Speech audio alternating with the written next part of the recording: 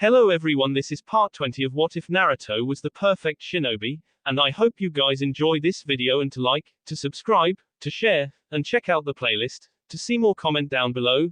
Now let's start the intro. They call me a god. They call me a god. They call me a god. Join my membership, the perks are great. It's in the description. Be sure to like and subscribe, it gives me more motivation. Enjoy. Well, outside Konoha, in the barren steppes to the west approaching the border with Kase no Kuni, a running battle raged on inside a small village. Mitarashi Anko and the 3 Chunin placed under her command engaged 7 Sunanin, broken and attempting to retreat to their home village. The larger battle had been a rout, as the Sand and Sound armies had walked right into Konoha's trap, not expecting their plans to have been compromised. The invaders had been lured within Fire's border, and then ambushed, surrounded and hacked to little pieces. Some had managed to escape, most had been said, and this little group had seen their retreat blocked, and had holed themselves within this little town. We'll never surrender to Konoha. For our great Kazekage. 2 Sand Shinobi leapt in over a small thatched building and rushed at the Kunoiki. Anko was irritated enough, having asked to be sent against Orochimaru's armies to the north.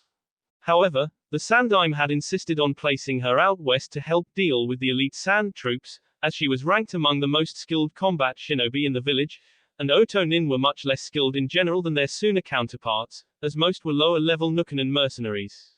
And so here she was, rolling around in the dust and quite pissed about it. The snake Kunoiki pulled out a kunai and looked at her 2 adversaries with a maniacal grin. Suits me then, stubborn little bastards, come right on and s. The exchange was almost pathetic, a mere genin and a low-level Chunin against a Junin-level Kunoiki. The SS should have given in, and now patriotic pride was going to see them ked. Suna must have been desperate to win this war to send their genin into combat, even as reserve soldiers. The Chunin swiped at her with a wakizashi, a slow hack that she avoided with ease, moving behind her assailant and slamming her kunai into his en, severing his spinal cord with a 6 squelch.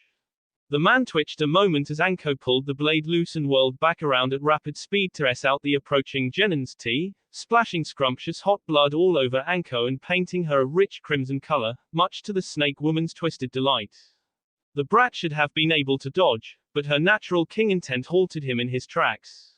He gurgled, holding his hands to his en in a useless attempt to stop the blood, slacked with an incredulous expression as he dropped to his knees and bled out on the ground. Futon, Daytopper. A rough voice shouted out to Anko's side, and she glanced over in time to see a large combat-scarred man with red hair and a rough beard raising a calloused hand to his mouth. His garb marked him as an elite shinobi, and his appearance indicated that he was an experienced warrior. The man had a huge, battle-worn scimitar blade strapped to his back. Anko sneered, "Those Sandanin and the big weapons." The man uncovered his mouth and expelled a harsh wind gust. Anko grabbed the genin's hair and wrenched his corpse over to use as a shield. The slicing winds sheared her trench coat in places, but her human shield and protective mesh clothing prevented actual damage. The buildings near them were shredded in the blast, and the winds also shattered several earthen basins, spilling precious rice and water that the village needed to survive in the harsh near-desert climate. Not that Anko cared much, preoccupied as she was with the battle. An elite Junin, finally, somebody worth my time. The Sandanin glared with hate as the attack subsided, as his comrades' remains had been ground into hamburger in the gale. Near them, Inuzuka Hana was battling against a Suna Chunin, while Anko's other 2 subordinates were working together against the remaining 3 hostiles near the village's border. The Kunoiki tossed the genin aside and into a splintered stone wall, causing it to shatter and the entire house it supported to collapse, entombing the Sunanin in rubble. Hey, you seem a bit better than these weaklings, at least. Good. I was getting restless. The elite commander concentrated his chakra. Anko quivered with maddened anticipation. Her pointed NS hardened underneath her mesh shirt, as Orochimaru's ex-apprentice took an almost soul thrill in the serious battle to come. Her opponent noticed her exhale in bliss and snarled at her. Sadistic little bee. I won't be taken down like those 2. Anko smirked and rolled her blood-covered kunai in one hand, bringing the other around to squeeze her heaving bee. The serpent woman's exaggerated gestures seemed to anger the Sunanin even more, though the sensations were quite pleasurable as well. The kunoichi replied with a sensual purr while she licked clean the blood on her mouth with a slow sweeping tongue motion. MMPH, those are such endearing words. I'm getting all hot and bothered here now. The Sooner elite spat on the ground and took his broad scimitar in hand. That kid was my brother, Konoha whore. Your death will allow his spirit to rest in peace. Anko shrugged, not at all concerned with the man's righteous vengeance. The arid heat was oppressive, more so than normal because she was clad in a metal glove. She reached to her brow and brushed her hair aside, wiping clean the sweat that had collected there. Don't blame me. You shouldn't have brought the little chump into battle to begin with. Anko made the opening move, tossing her kunai at the man's chiseled head. The nameless squad captain grunted in acknowledgement and raised his curved blade, intercepting the kunai with ease and sending the weapon clattering aside. Meanwhile Anko kneeled next to the S-Chunin still on the ground and grasped his wakizashi. She'd had some basic kenjutsu training with Orochimaru all that time ago, and the time had come to put it to good use. All Sooner shinobi must spill blood in their village's name. We aren't weak-hearted like Konoha.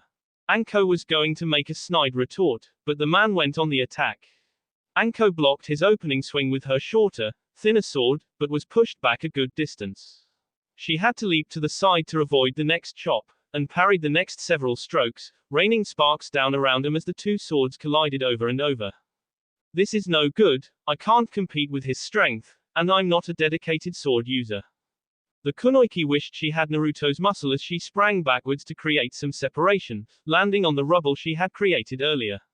She had expected him to attempt pursuit, but her opponent instead leaned his scimitar against a building and made several quick hand seals. Anko's expression narrowed as he ended with a snake sign, and the kunoichi realized that he intended to use an earth technique. HMPH, running won't help. Doten, Ritsudo Tenshu. Anko used Shunshin to vanish even as the rocks she had been standing on began to churn and twist in an attempt to crush her, holding her small sword behind her as she reached into her coat with her other hand and withdrew several kunai. The Sooner nin grabbed his weapon and blocked these as well, but one blade exploded into smoke as it impacted the scimitar and changed into an explosive tag, which stuck to the large sword. The man braced as Anko detonated the note, burning his hands and wrists and scorching the steel black where the explosion occurred. Rather than waiting to see his reaction, the impulsive kunoichi had closed in to deliver the king stroke as soon as she had thrown the kunai. Anko had made the logical assumption that he would toss the weapon aside to avoid the blast, but he hadn't, and now she was too close to evade his counterattack. With a loud shout, he swung down at the approaching Konoha nin with all his might. A desperate Anko stepped back as much as she could and raised the wakizashi to divert his strike a little. The blade shattered beneath the king blow and Anko stumbled. Her muscled opponent closed the distance in 2 long strides and wrapped his massive hand around her pinning her against a stone wall in a choke hold. She grabbed his wrist using both hands and tried to wrench him loose, but his strength was too great. The man chucked his scimitar aside and seed his arm back, intent on shattering her skull using his own bare hand. There's no use resisting. You will go with Ototo into the next world. The snake kunoichi grimaced and her vision swam due to air deprivation. Anko-san. Hana spun around her opponent and bolted towards the pair. The Chunin tried to block her, but her 3 ninkin rushed into the attack as well, mauling the other shinobi. The wild Inuzuka leapt onto the elite swordsman's back and sank her sharp canines into his into his skin and making him gush blood. The man howled and reached behind his back, grabbing her hair and slinging her onto the dried, cracked ground hard. The shock caused his grip on Anko to lessen enough that she was able to shear loose. Hana whirled on the ground and made to launch at him again, but the man's thick leg lashed out and he kicked her hard in the mouth, splitting her upper lip and sending her rolling as she spat out his skin and muscle. He returned his attention to Anko right in time to be blasted with her roundhouse kick. The Sand Nin's nose and right cheekbone shattered against the kunoichi's steel leg guard, and he lumbered back with Anko still holding his wrist. Senejashu. Anko's shadow snakes wrapped around her opponent, with 2 binding his arms, and the last going between his legs to ensnare his thigh. She whipped the Sooner shinobi into the modest stone temple that housed the village's patron god, or so the pious would claim. Mitarashi Anko had instead inherited Orochimaru's atheist tendencies, though her last meeting with the mad Sannin had seen her recanting a moment. Her opponent collided with the oak door, groaning as Anko allowed her snakes to shear outside her coat, grabbing their tails and bundling the three serpents under an arm. She brought her hands together to seal. Kaiten, Ryuka no Jutsu. The curling dragon traveled along the three snakes in a line and slammed into the man, incinerating him on the spot and punching through the wooden door to consume all within the temple. Anko winced as she heard several agonized screams, now realizing too late that the Sunanin had herded the civilian populace inside. She panted with exertion as her jutsu concluded, and then moved to observe the carnage. The entire village, close to 100 people, had been lost. Anko reached behind her and scratched her purple hairline with a sheepish grin. Hey, I guess that was an oopsie. Anko was still peering into the wreckage when Hana came in behind astride her dogs. I think there were civilians barricaded in there. This could be a problem. Anko shrugged and walked over to a still intact house, grabbing the S-man's ornate scimitar as a souvenir. Hana trailed a little behind, and the older kunoichi said in a window with the sword's handle, reaching in to pull a blue curtain loose, and then cracked open the potted water basin near the door while removing her coat. The snake woman cupped her hand inside and swallowed several dips to ease her thirst, and then wet the curtain to clean the blood covering her skin and clothing. Once Anko was somewhat clean, she leaned against the door with her arms crossed underneath her BS and turned back to the Inuzuka girl, who seemed to be awaiting a response while staring at her superior's soaked mesh shirt with a slight blush on her striped cheeks. The snake kunoichi regarded her subordinate with a knowing smirk. War sucks. We're not the ones who chose to involve a civilian village. Blame the sand. The Inuzuka didn't seem convinced, but decided there was little point in arguing. I guess so. Toss me that towel, please. Anko nodded and underhand tossed the bloodstained curtain to Hana, taking a moment to look around the now deserted village. All 7 Sunanin within the village had been killed, as had one Konoha nin. The other Chunin was slumped against a crumbling wall nursing a broken leg, but was still alive. 7 kiloseconds with 1 loss, not bad. Hana's dogs had dealt with the remaining Sannin on their side, who indeed looked as though several wild dogs had savaged him. Turning back to Hana, Anko grinned at the current view. The zipper on her shinobi vest was set low and exposed ample cleavage, and the Inuzuka kunoichi was at that moment leaning over the basin and wringing out the towel. Seized with a sudden urge, Anko sank down onto her haunches level with the other girl and reached over to cup her cheek. Hana blinked and looked up while wiping her hair. You did real good back there, Hana-chan. I'd have been a goner. Thanks. Anko smirked and ran her thumb across the other kunoichi's busted lip, coating the digit with her blood and then sucking on it as she stood again, dragging Hana into a standing position with her and slinging a loose arm around her waist. At that moment, a second Konoha team appeared in the village, having approached using the same path Anko and her cell had taken earlier. The snake woman recognized Yamashiro Alba in the lead. The black-haired man in sunglasses looked around the area and then came over to them while his teammates spread out and scoured the village. The Tokubutsu Junin seemed to have some message to deliver, but was instead occupied with gawking at the 2 kunoichi. Rather than acting in a proper manner, Anko instead squinted and grinned while pulling her counterpart in closer. Take a picture, Alba-san. You're a lot less liable to get maimed like that. Hana's pointed canines were bared in a grin almost identical to Anko's. The threatening gesture was accented with the Heimaru triplets all growling at the male Konoha nin. Poor Alba gulped and pulled at his vest collar with nervousness, and at last nodded and held out a scroll. Anko smirked in approval. This girl had some real potential and the right attitude to boot.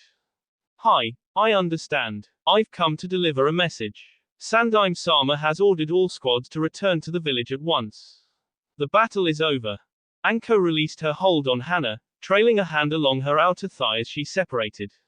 Alba watched the exchange through his sunglasses, and was still distracted when the serpentine woman snatched the scroll in his hands and pored over the short missive. The note lacked the Hokage's personal seal, but she recognized the handwriting. Right, this looks authentic enough. Still, I need some details about what happened back in the village. She wanted more than needed, but Anko knew that Orochimaru would have tried to assassinate the Sandaime, and wanted to know what had happened to the bastard. And Alba told her what he had seen, and Hana came closer to listen also. The man described how Orochimaru had impersonated the Kazekage to get close to the Sandaime, and had KP'd the old man during the Uchiha Bratz match against the crazed demon vessel Naruto had been supposed to K during the second exam, trapping the third alone inside a barrier. The man had proceeded to use some unknown kinjutsu, which Anko recognized at once as Edo Tensei, to resurrect the Shodai and Nadaime to aid him in combat, and was winning the battle until Naruto made an appearance, used some strange power to change into a monstrous serpent creature with wings. Her student had broken into the barrier and proceeded to beat Orochimaru down hard, and he and the third sent him packing with a combined Kaiten attack. That weird little punk, he's something else. I can't believe he took down Orochimaru. Orochimaru did manage to escape, however, more than alive. Well, I should be leaving now. I've got other squads to locate. Yamata. That Uzumaki Naruto, he and Kiba went to school together and then were placed on the same genin team. To think someone his age could. Anko detected no malice in the other girl's voice, and understood that she had a more enlightened view regarding her Jinchuiki apprentice than most other shinobi, clan members in particular, perhaps due to her brother. So, she was that Inuzuka kid's older sister. That made things even more interesting. A devious smile pulled at the snake Kunoichi's mouth as she devised a little plan. Naruto had earned a reward, and he was going to get one. And I'll get to ruffle Kurenai's feathers something awful in the bargain. What fun. Anko's opinion regarding that Kunoichi had soured quite a bit in recent times. Ever since she had shown the gall to go behind her back and over her head to the Hokage and complain about Anko's mission decisions with her student, acting like she had his best interests at heart, when her actions were doing much more damage to the kid than Anko's. Even a blind man could see that Naruto had a crush on Kurenai, and the raven-haired bee did all to discourage it even though she was involved in a long and committed relationship with another man. Kurenai had a gentle little grip on the kid's sack, and was more than content to continue leading him around like a love-starved kitten. And the worst part is I'd be willing to bet she soaked her own britches more than once thinking about the brat, even though she'd never admit to it.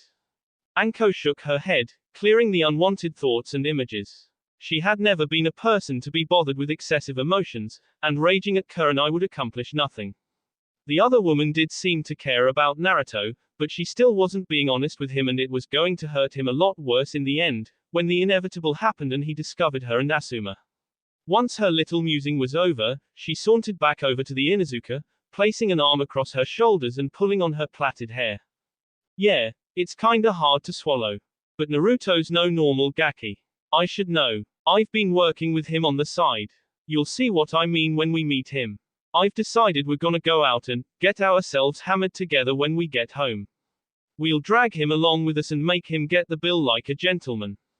Hana matched Anko's conspiratorial smirk, but her expression soon narrowed and she looked to train her sharp Inuzuka ears on something Anko couldn't hear. Still, the unit leader was astute enough to guess that it meant trouble, and rushed back over to retrieve her coat and the purloined scimitar blade. Sounds like a good plan, but I can hear something loud approaching. Better take a look. As it happened, Anko wouldn't need to look, as several seconds later she heard rumbling noise as well, like ceaseless thunder in the air. The Kunoichi knew the sound, charging horses. There had to be at least several dozen, given that there seemed to be no break between gallops. There was no doubt as to where the group was headed either, as the racket became louder and louder and the ground began to tremble as moments passed. That would be the local daimyo and his men coming to investigate. I'm sure the explosions earlier reached their ears. We need to gather our casualties and make tracks now. I don't want to have to explain this mess to the samurai. Hana nodded and ran across the small ruined hamlet to where their living Chun and squad member remained on the ground, making a splint to hold his wounded leg in place and raising him to stand. Meanwhile Anko burned the other shinobi's corpse according to village procedure. The return to Konoha would take them into areas where there might still be hostiles lurking, and she couldn't be burdened with the added weight. The three Konoha nin helped themselves to the village's water and provisions once those matters had been attended to, eating and drinking until the approaching samurai had almost arrived. As soon as Anko was able to see the dust clouds rising in the horizon, she motioned to her squad. Alright, we're all set. Let's move out. The squad vanished using Shunshin and the three dogs ran behind, leaving nothing except scorched earth and corpses when the daimyo and his armed retainers arrived. XXXXXXXXXX. A demotion and probation. You've got to be kidding me, Teiko.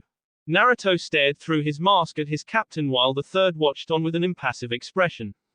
Yamato was not wearing his Anbu mask, and the blonde had come to realize that it had been broken during the older man's battle against the Ichibi. Yugao was present at this little hearing as well, wearing her combat garb. Naruto had been sitting at home, organizing his scroll collection, and when another Anbu squadron had appeared at his doorstep bearing a summons to the Hokage, with the addendum that he was to appear in proper dress. The Jinchuriki had at the time expected to have his meritorious actions recognized and to perhaps receive a promotion, and instead he was now being punished. No such luck this time, Corporal. You acted on an impulse and abandoned an assigned A-rank mission without proper authorization. I cannot let such a serious protocol violation slide, and I won't reward insubordinate behavior, no matter how admirable the results. The Sandaime said nothing, and had remained silent during the entire process. The old man was present as an observer and nothing else. Yamato was being a hardass, but his expression seemed to show that he wasn't as critical as his stern decision would indicate. Naruto wasn't the most perceptive person alive where it concerned others, but he swore he could see a silent gratitude in his captain's visage. That said, he thought his being punished was complete bulls, and wasn't going to take it bowing down. I guess I should have let the Sandaime be med, then. The ANBU's prevailing mission is supposed to be to guard the Hokage. Yamato sighed and nodded his agreement. Sarutobi seemed to want to add his own opinion and would have been well within his rights to do so as ANBU's supreme commander. However, he maintained his silence, leaving Naruto to explain his own mistakes as the blonde wanted. The Jinchuriki was no more pleased with his current predicament, but would much rather accept the punishment than have the Hokage overrule his captain. Whatever respect he had earned among his peers in the corps would have been shattered otherwise. The last thing he wanted was to be viewed as the Hokage's little pet. That's correct, and that's also the reason this hearing is an in-squad meeting rather than a court-martial. Abandoning a mission is a severe transgression, Tensai. You cannot be so slipshod about these things. Anbu are the elite, and we hold our operatives to stringent regulations. Naruto's lip curled beneath his mask, but he said nothing. I must agree with the lieutenant, Takeo. He has made some rookie mistakes, but the immeasurable gains his actions have brought about should more than outweigh his missteps. The Jinchuriki started, glancing to his right at Yugao. He would have expected her to be advocating harsher punishment given her General Martin attitude, not to be taking his side. More curious is that she had used his previous rank, as though not acknowledging her captain's wishes. A bit placated to see that at least someone appreciated his services, Naruto allowed his rigid posture to relax a little. Yamato, however, was not moved to compromise. Perhaps, vice captain, but there are also other conduct breaches to consider, such as his having compromised his cover on more than one occasion, once with regards to Aburame Shino and again in the arena later, where other shinobi saw him unmasked. Again, this behavior exhibits carelessness which cannot be rewarded or ignored. Naruto almost winced, having no excuses whatsoever regarding those blunders. Yamato seemed not to know about the other instance in the woods, where he'd stumbled into the mutt and Ino and the other two against the pale princess.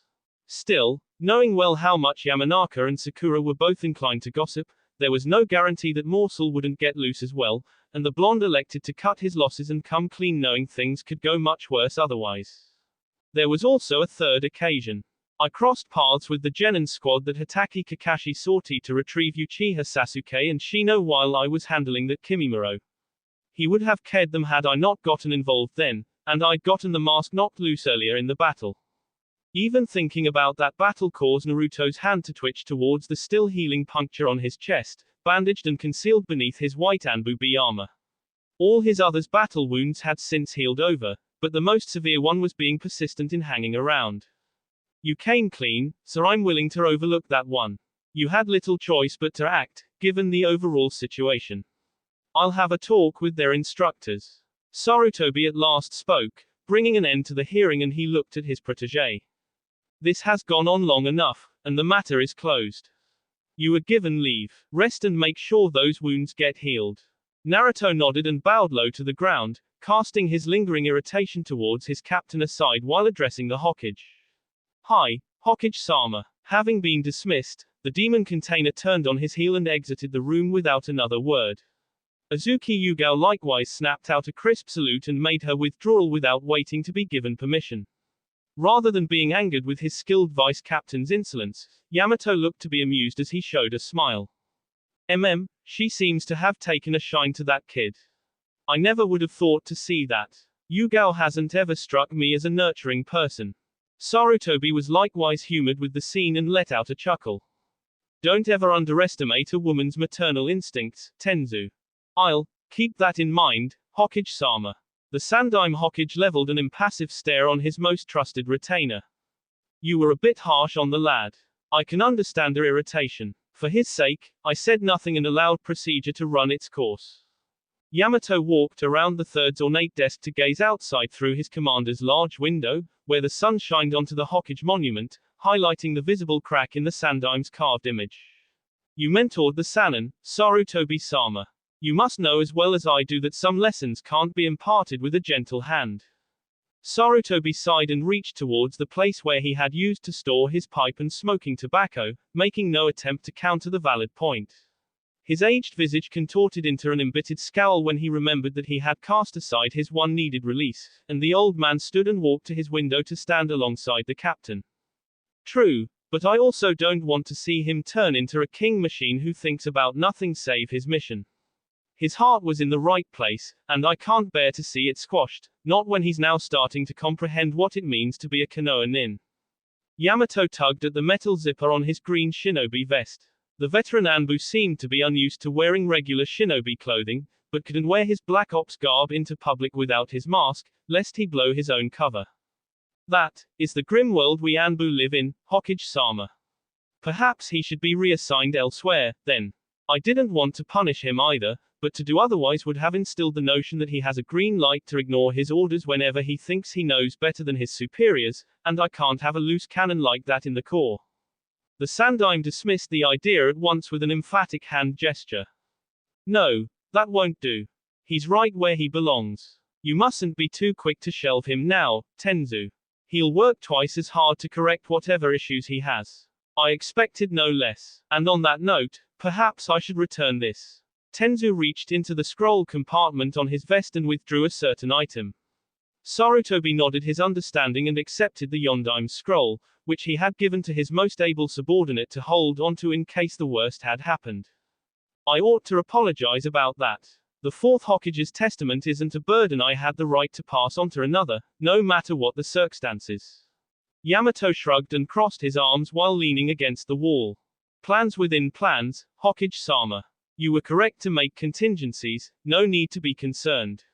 Though I'm not sure whether I was the most suitable choice. Sarutobi continued to gaze out the window, training his vision on the fourth's carving. You were, but thank the kami I'm still here to handle the matter in person. I'll have to leave the village in the morning to meet with the Fire Lord, though I'm hoping to bring Naruto-kun's heritage to his attention once I've returned. Yamato nodded and moved towards the room's exit, placing his hands in his vest pockets. That reminds me. With permission, I need to leave and hammer out the escort roster. The old Hokage granted his retainer's wishes with a grunt, and Yamato bowed as and strolled out into the corridor. Meanwhile Sarutobi returned to his seat, settling his aged huskill down into the worn padded chair with a pained groan. The Sandaime removed his ceremonial hat and placed the garment on his desk alongside the fourth scroll. The sage exhaled and massaged his temples while staring between the two items. A little longer, a little more, and then I'll have all the time in the world. XXXXXXXXXX. Meanwhile, in a distant unknown locale, another important meeting was taking place inside what looked to be a near pitch black cavern, inside which 9 people wearing high-collared black cloaks emblazoned with red clouds had gathered in a loose semicircle. A tall, blue-skinned man glanced around the assembled group, with the poor lighting inside the cavern showing his pointed shark's teeth. With his wrapped Zanbatsu sword at his side, a grinning Hoshigaki Kisame addressed his comrades in his rough voice. Man, it's been ages since we've been together like this. I'm getting all nostalgic here. A second cloaked man with an exotic, grass-like appearance responded with a blank robotic tone. His strange head was split in color straight down the middle, with one side pure white and the other black, and he seemed to be encased in a huge carnivorous plant. 7 years. The same plant man continued, now speaking in another, more cultured and expressive voice, as though he had somehow become an entire separate person. That was back when Orochimaru was still with the organization. Across the group, a hunchbacked man glowered and slammed a large, scorpion-like metallic tail against the ground when Orochimaru's name was mentioned. Next to him, a somewhat smaller man with long, golden blonde hair that covered his whole visage on one side and obscured a scratched, Iwa Haitai 8 let out a clipped laugh and gestured with his hand towards another shinobi. A long tongue emerged through a mouth on his open palm to lick along his skin as he did so. And we've got another new member, Seems like Kakazu-san lost his temper again. The apparent newbie had silver-white hair and wore a religious emblem around his n. He held a long three-bladed sickle weapon that was attached to a rope inside his cloaks to believe. This seraphic man regarded his comrades with a sneering disdain, and rather than hailing back, he stared into the cavern's stalactite-covered ceiling with a bored expression, making quite clear that he would much rather be somewhere else. The blonde man crossed his arms with an irritated scowl and glared at the new recruit. "You're a rude one, A mammoth shinobi with his head and mouth covered in black cloth placed over a white hood and a scratched tacky emblem chuckled and rolled his shoulders as he pointed with his thumb at the religious man. "And now he's silent. I can't ever make that moron close his mouth when we're alone." The strange cultist sneered back and palmed his medallion, speaking in a suave voice. "Go and suck a nut, Kakazu. You might even get paid something, heathen bastard." Kakazu stared back and made no response, though his skin appeared to begin to darken. Kisame grinned in amusement and opened his mouth to leap into the skirmish as well, while the plant man sighed using both his voices, and Uchiha Itachi's Sharingan glowed red and his hand twitched towards his Titanto. A woman's voice at last rang out in the cavern. "Enough. This adolescent pratittle is giving me a headache. We are not here to socialize." Kakazu's head gravitated over to regard the kunoichi, who sat right to center in the group arrangement, and whose blue hair was adorned with a blossom. "Well then, Conan, I would much like to know the reason we are here. Time wasted is Ryo lost." The long-haired blonde with the mouth hands concurred in his rich, amused voice. "I agree. Sasori Dana's getting a little impatient over here, The scorpion-tailed man slammed the appendage against the ground again, showering his immediate area with small rock shards and creating a small stone cloud.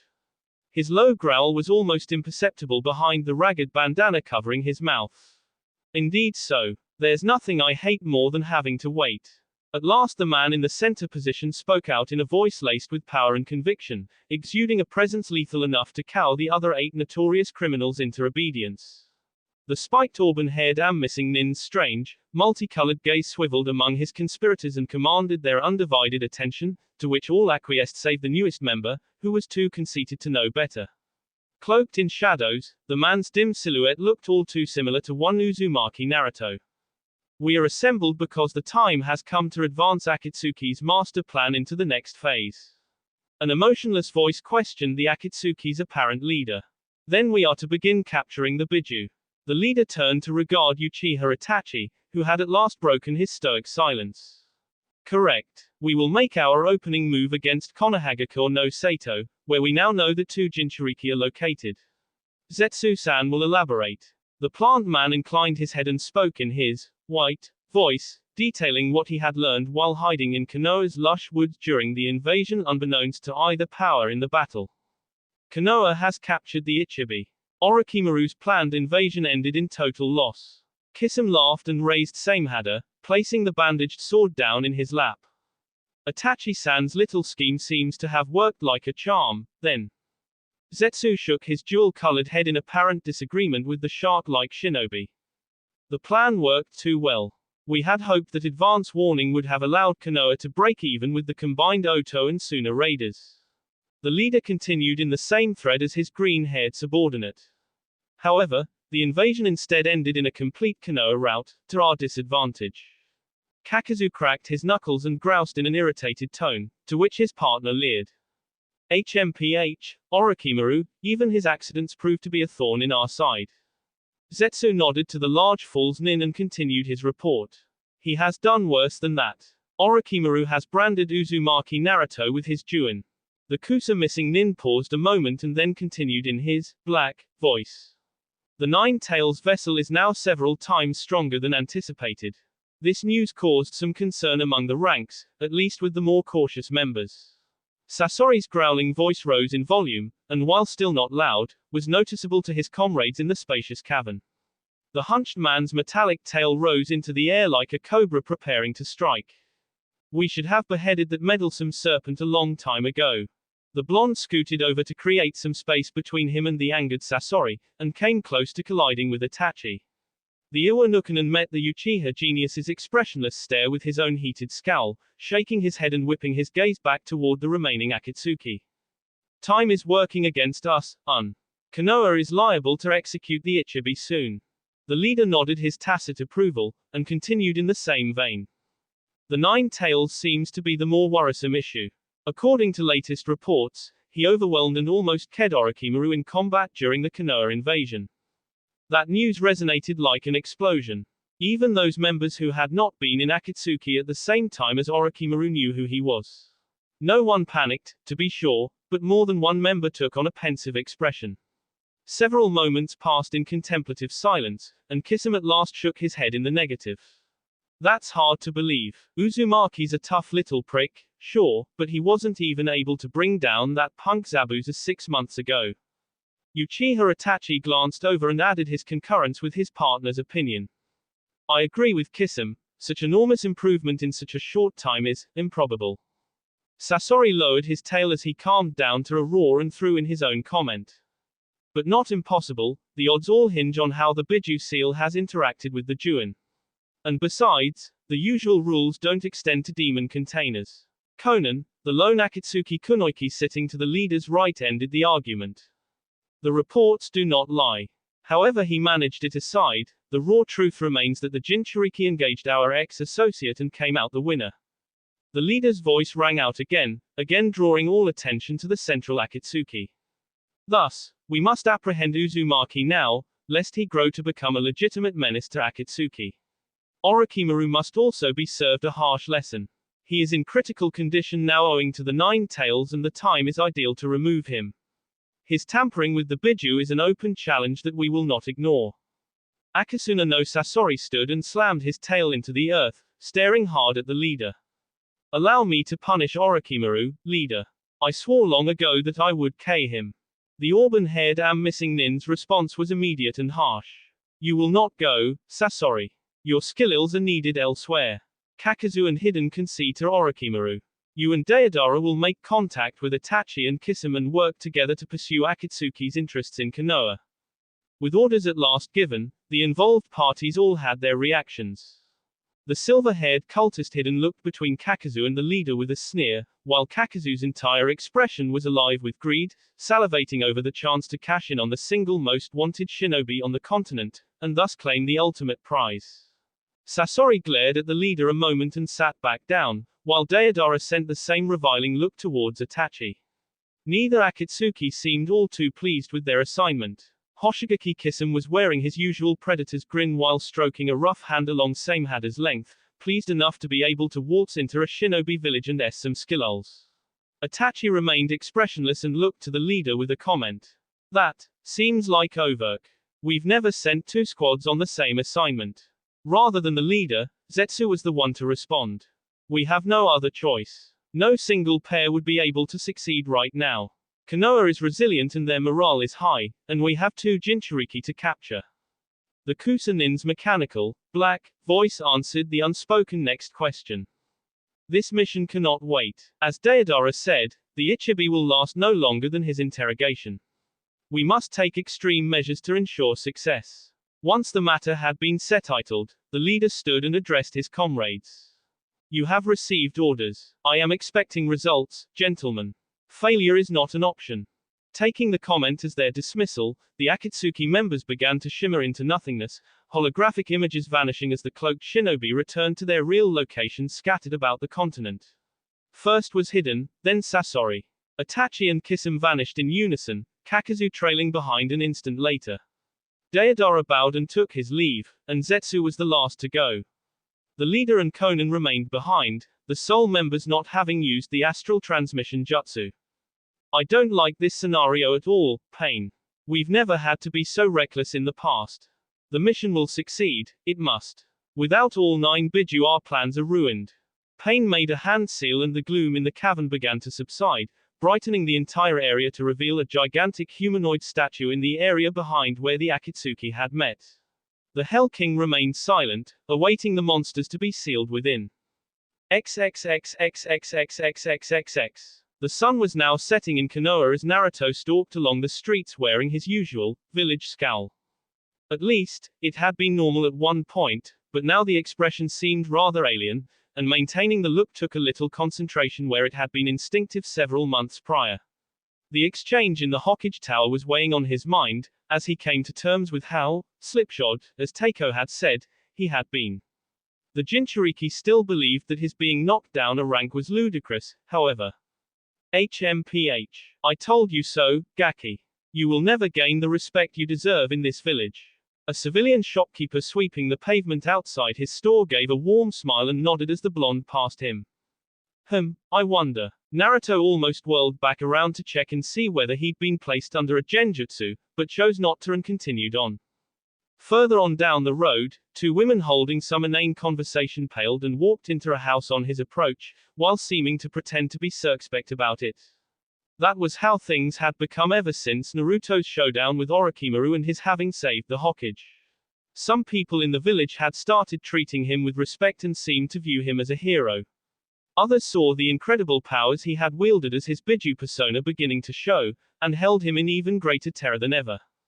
Good evening, Uzumaki-san. A Chunin pair, a teenage shinobi and kunoichi, hailed the blonde as he turned onto a much livelier commercial street. Naruto nodded back and continued on his stroll, having no precise ending point in mind. The Jinchuriki did know that he had no interest in stewing inside his run-down apartment. He'd thought about going to see the mutt, but Kiba hadn't seemed to be at home, and Naruto hadn't cared enough to learn where he might be. All missions were suspended at the moment, so he had to be in the village. Damn, I feel so restless. I'd go train, but he still couldn't risk reopening his chest wound. Given its placement right over his heart, re-aggravating it could have serious consequences. Naruto didn't trust the medics at the hospital, nor was he willing to let more people know that he was wounded. No intelligent shinobi advertised his weaknesses to enemies, and there were people within his home village that counted as such. All he could do was wait until his advanced healing cured his wounds. The blonde had a suspicion that his cursed seal was somehow hampering the process. At that moment, Naruto's senses pricked and he halted in his tracks. The Jinchuriki heard the kunai spitting the air the same instant the missile had been released. Not this old trick again. The blonde snorted and crouched, reaching into his boot and grabbing his own kunai. Naruto threw his weapon, and the two kunai clattered in midair and spun to the ground. He guessed whence the other weapon had been thrown, and vanished with Shunshin with several civilians and some shinobi watching, leaving a shadow replication behind. Naruto landed on a small building, where he saw a person in a leather trench coat peering down into the street below. Leave it to Anko to hurl a kunai into a crowded road as a lark. More interesting was the chrome-colored scimitar blade strapped to her back. The Jinchuriki reached over and snatched the blade. Anko whipped around when her weapon was removed, and gazed right into its point, with Naruto pressing the tip against her high-tie 8. You lose this time. That kunai routine is too outdated, make something new. Anko reached over and nudged the wide-curved blade aside, threading her other hand behind her ex-student's head to tug on his longer blonde hair. The snake-like woman glanced over Naruto's casual attire with contempt. He had gone home once leaving the Hokage Tower to change, and had opted on a black muscle shirt, selecting the color to mask whatever blood might seep past his chest bandages, though he'd also had a shadow clone rewrap those, and some brown cargo pants. He wore Anko's wooden N-lace as well, which he now never seemed to remove. Nice hair, brat. You look like a damn civilian in those clothes. That's rich. You've got no room to criticize someone else's attire, Anko-chan. Naruto smirked and ran his gaze over his old teacher's skin-tight, nigh-transparent netted suit. As though to make a point, he held Anko's new sword parallel and pressed the sharpened edge between her large BS and leaned the blade to a side to rest its cold metal against her cheek, using gentle pressure so as not to cut through her clothing. The Jinchuriki paid more attention to admiring the sword than to Anko, and might have noticed her chagrined expression had he been looking. A moment passed and he pulled it back, turning around to take a couple practice swings, considering the sword's lightness, as it wasn't all that much heavier than his melted katatana, even though it was several times larger. Good sword. This isn't a Konoha make. You must have gotten it on mission. Anko shrugged in response, still shivering a bit at the cold touch. The thing used to belong to a sand nin, not sure where he got it. I ked the chump, so now his weapon's mine. Naruto was quite amused to see that Anko had started practicing his own bad habits. He hadn't looted a corpse in a long time, not since stealing Zabuza's Zanbatsu in Sakai. You know, stealing is a crime. Being the respected Konoha Anbu I am, I should to impound this sweet little blade.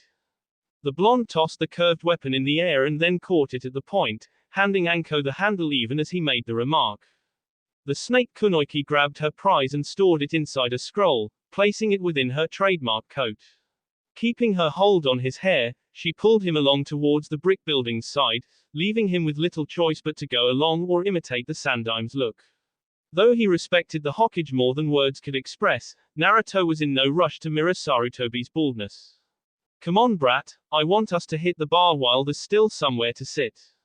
Naruto seed a brow and braced against the cement using his chakra when she pulled him a little too close to the edge, with 3 stories to the ground. The sun was almost gone now and the outdoor lights in the village were starting to shine. More and more villagers were gathering in the streets, as the night's leisure began. The blonde looked over the edge and back at Anko. I never remember agreeing to that. I might even have had other plans. The purple-haired woman sauntered in and slipped an arm around Naruto, who took on a rigid posture and shot her a suspicious look in return. That's 'cause I never planned on asking, or taking no as an answer. You've pulled some valiant s while I was gone, kiddo. Whippin' Orochimaru's pale-skinned ass, saving the Hokage. I want to hear all about it, and get to gloat about being the person who trained a hero. The Jinchuriki noticed her eating grin too late. Anko's hand trailed down and she pinched his rear, causing him to wince and breaking his concentration. The kunoichi shoved him over the ledge with a smirk, sending the blonde tumbling towards the ground. The villagers crowded on the street were in no position to avoid the plummeting Naruto, who spat a vile curse and extended a hand towards the street light nearest him as he neared the building's second level. Senejashu. The blonde's shadow snakes lanced out and coiled around the metal pole, and he pulled towards the location, making a landing without harming a soul. Anko landed on the pavement a little closer to the building with all the cat-like grace a trained shinobi would have, strutting over to his position without a single care in the world.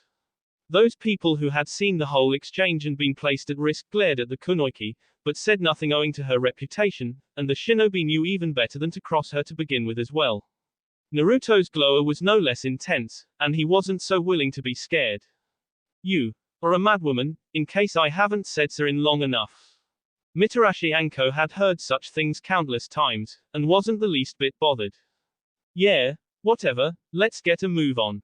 I've been too sober all week, damned mission. Anko's gaze squinted and her lips curved into a Cheshire grin, oblivious to the heated looks being aimed towards her. The older kunoichi grabbed her ex-pupil's arm and linked her own with it, more or less pulling him along the bustling sidewalk towards Konoha's entertainment sector. Naruto knew that some people were getting the wrong idea, as several men shot him envious looks, and, to his enormous bewilderment, some girls he had never met scowled at Anko. The pair stopped, or rather Anko stopped and Naruto continued walking and pulled her along several meters until he noticed her resisting, at a well-maintained stucco building with a large window. The blonde saw that the establishment was crowded inside and almost all the patrons were wearing green shinobi vests. Naruto sighed in resignation and shot his companion a serious look. Quote. One thing. I'm not getting the bill. Let's make that clear right now. Anko snorted and pushed him through the open wooden door, walking inside behind him. He got the immediate vibe that going along with the older woman's plans had been a bad idea. Naruto was not a sociable person, and never had been.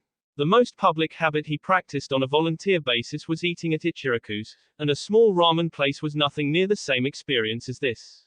There were innumerable conversations taking place all around him, and the entire place was roasting with human heat.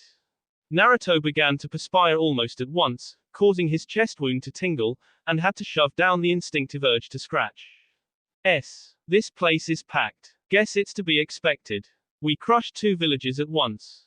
Anko cupped a hand over her brow and looked around, scouring the place seeking somewhere to plop down. Naruto shoved his hands in his pants pockets and tried to ignore the people who were now starting to notice his presence. The Jinchuriki wasn't in his element here, and that was something the sharpened Anbu didn't like one single bit.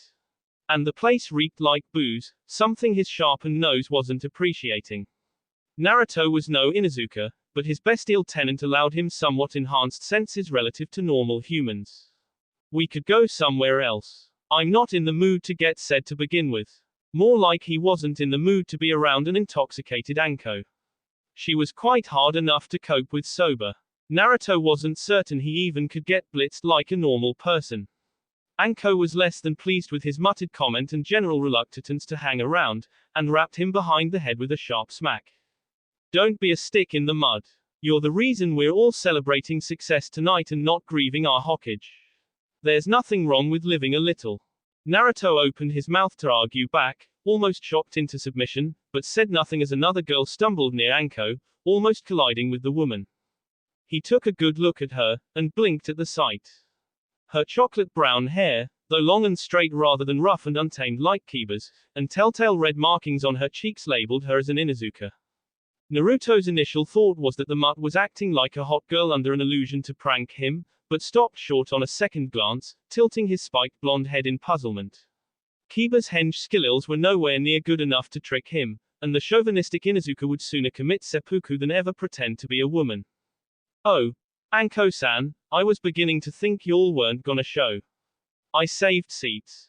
The two women seemed to know one another, while Naruto's gaze narrowed at the insinuation that this whole mess had been premeditated. The Jinchuriki had a pronounced paranoid streak, as did all shinobi who wanted to live long past making chunin. Except in his case, those senses tended to be on the mark as much as not. A biju container lived a precarious existence. Neither girl nor woman noticed his expression, however, as Anko smirked and sn an arm around the Inuzuka's waist. Hey, that's a good girl. Oh, Hana-chan, this strapping little punk is Naruto. Brat, this girl is. Naruto sucked in a breath and turned to look at the newcomer, doing his absolute best not to stare into her chest, where her well-sized BS were exhibited quite well with how her chunin vest wasn't zipped. He wasn't all too sure how well he succeeded, but the girl made no issue regardless. Something clicked in his mind, and he interrupted Anko's introduction and held out his own hand in a greeting gesture. Kiba's sister. You're not quite what I expected.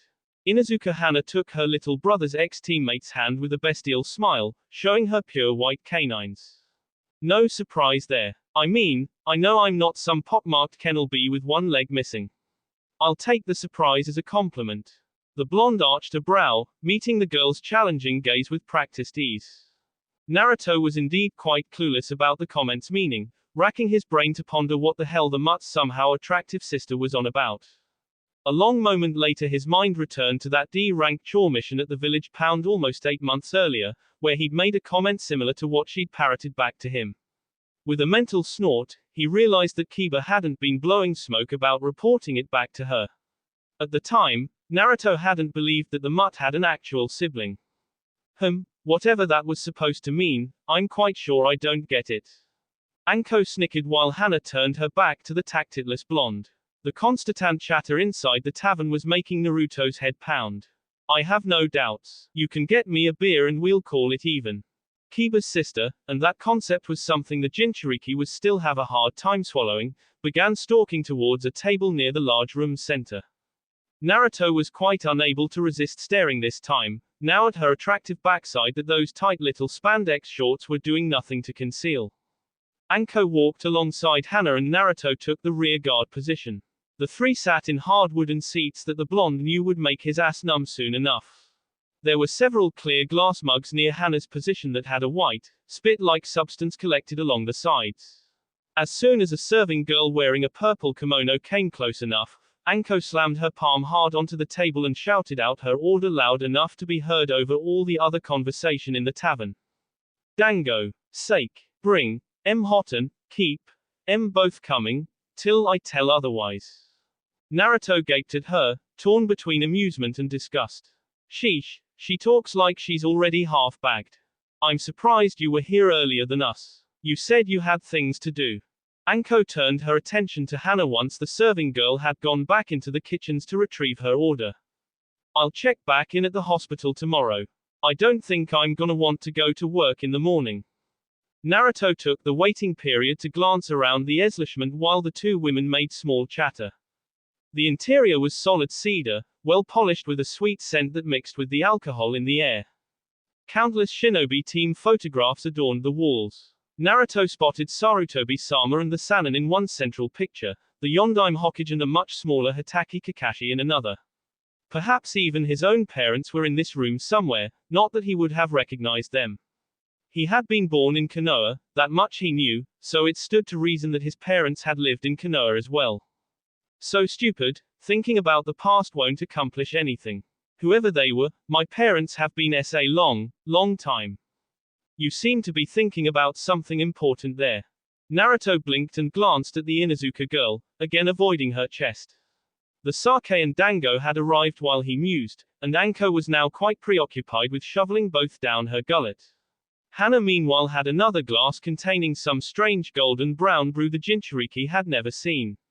The blonde smirked, reaching over to snatch a dango while Anko wasn't looking. Naruto popped a rice ball into his mouth and gestured around the room with a sweeping hand motion. Oh, it's nothing. I was wondering about this place. There are almost no civilians here. Anko looked over and elaborated, though her voice came out garbled due to her having chewed rice ball in her mouth. When she completed her sentence, the snake Kunoiki reached over and snagged Naruto's remaining 2 dango balls, even though she had several more remaining on her own ceramic serving dish. The owner Ishido's an ex-tunin who quit the service when his team was killed in the Second War. Hana shook her head at the older woman's antics, and continued as Anko replenished her sake cup right to the brim. The proprietor charges Konoha Nin lower prices than civilian clients, making this the #1 shinobi watering hole in the village. Naruto nodded, not caring about the explanations so much, and resumed staring into the tavern's walls. Several moments later, a hand reached over and clamped down hard on his nose. The blonde's mouth opened wide in surprise, as he glimpsed Anko's leather coats to believe. His ex-sensei shoved a white ceramic sake bottle into his mouth, tilting the rice wine bottle to pour its entire contents down Naruto's unwilling tea. The Jinchuriki gagged, but had no choice but to swallow the sake. His stomach burned as the liquid pooled in his gut. The wine wasn't all that bad, however, and had a little residual plum taste that the blonde thought quite agreeable. Still, he glared kunai at Anko while Hana snorted in humor at his sour expression. The snake woman smirked back at him. Her voice had become rather slurred, a sure indicator that she was quite buzzed. Quit the sulking, Gaki. You're here to have a good time, so drink. You don't want to leave us 2 cuties to get plastered alone. Anko then slammed a large sake cup down at Naruto's place at the table, somewhat harder than needed, and stared right at the blonde as the server brought another heated bottle. The message was clear. Drink or else she would make him. The container shrugged his bare shoulders and poured some hot wine into his glass, downing it with a single measured swallow. The serpent woman clapped her hands when he began pouring a second shot. Ha! Now that's the spirit, kiddo. We'll slam the S down clear, till sunrise. Hana and Anko both continued watching the teenager with amusement as he consumed his sake. Now getting into the mood somewhat, Naruto chugged 2 more cups in rapid succession, and the server appeared at their table with more sake, as well as another liquor bottle. Anko grabbed the sake bottle and set into the wine with her usual gusto, while the serving girl set the exotic blue bottle next to the blonde's ornate glass and smiled down at him with a warm gaze. Naruto looked back at the girl with a somewhat lidded expression, a sign that the alcohol was beginning to take hold over him. Ano, Uzumaki-san. The gentlemen sitting at the next table send their regards. Naruto looked over towards the table in question. Among the shinobi present, he recognized the bandana-clad Shiranui Genma, his usual senbon in his mouth, as well as Ebisu, the elite tutor charged with the Sandaime's grandson's shinobi education. Genma raised his glass when he met Naruto's questioning gaze, as did his companions in quick succession. The Jinchuriki blinked and returned the gesture with his own glass, at an honest loss as to how he was supposed to respond. Feeling like he had some obligation to reciprocate, the blonde reached into his pants pocket, retrieving old Gama-chan, the comic green toad wallet he had never parted with since his earlier childhood, and pulling loose a 1,000 ryo note. Here, get them something nice in return. You can keep the change, miss. You shouldn't be so surprised, Naruto-kun. You saved the whole village. Naruto uncorked the bottle and poured the clear green wine within into his cup. The vintage's sweet and gentle taste was much better than the plain plum sake he'd been having earlier, though even that hadn't been less than pleasant to the tongue. The container emptied his entire glass and poured in another serving, then pushing the bottle towards the table's center, inviting the two women to share in his prize. Anko, the opportunistic lush that she was, wasted no time whatsoever in accepting, while Hana shook her brunette head in the negative with a polite smile and continued sipping her beer. Naruto loved the pleasant heat in his visage, and the exotic mist that seemed to blanket his senses. Not bad at all, I wish I'd done this a long time ago.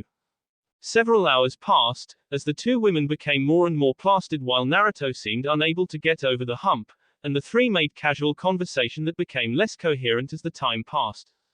Anko coerced Naruto into recollecting his epic showdown with Orochimaru, which he obliged as well as he could in his semi-intoxicated haze, and in return recounted an exaggerated tale about her and her unit's heroic battle against 100 crazed Sunanin in a small border village. Hana meanwhile seemed more interested in Naruto's misadventures as a student with the MUT, as well as in Team 8's experiences in the Chunin exams. At the end, Anko had her head resting against Naruto's arm, mumbling random nonsense into his red anbu tattoo, while the blonde continued drowning more and more sake, his expensive present wine long since emptied. Ki, now look who's arrived. About time she showed. Naruto ghosted Anko's misted brown gaze towards the entrance, where Yuhi Kurenai and Asuma were entering the establishment while holding hands. Kurenai was wearing a simple knee-high black dress rather than her usual wraparound garment.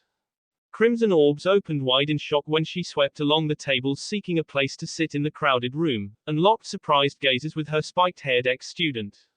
Naruto's own lingering gaze ventured to where her small hand was laced with Asuma's, and seed his blonde head in puzzlement.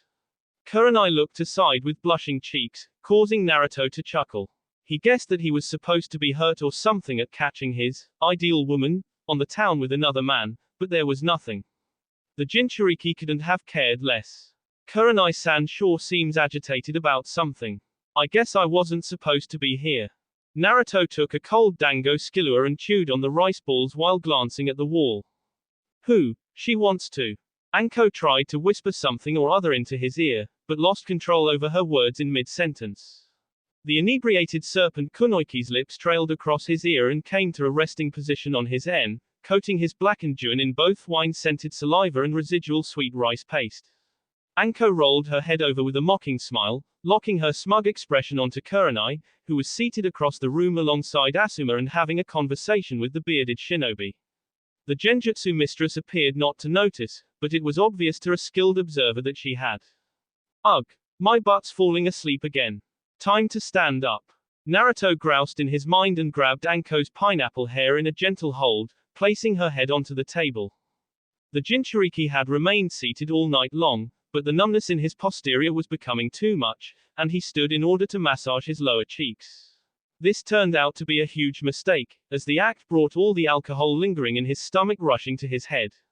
The room tilted and swirled, and Naruto lost his balance and plummeted to his back on the hard wood. Asuma and Kurenai both looked over on hearing the loud thud. No needs to worries, people, I whipped Morochimaru's ass like a ping-pong ball. Little spill like this ain't gonna hurt me. Thus slurring nonsense, the blitzed Uzumaki Naruto staggered back to his base, or tried to, as he bowled over again no sooner than he was standing. This time Hana, a long shot more sober than her two serpent summoning companions, though still inebriated in her own right, tried to catch the larger blonde. However, Naruto's size wasn't so simple to move around, and he brought her crashing with him. The pair ended in a compromising position with Naruto's blonde head lodged between the Inuzuka girls' BS against the wall. The intoxicated shinobi in the tavern whistled aloud and made lewd catcalls along with Anko, who was roaring with laughter while Asuma shook his bearded head in condescension. Kurenai had her raven head buried in a hand and was staring into her table, unwilling to watch the scene.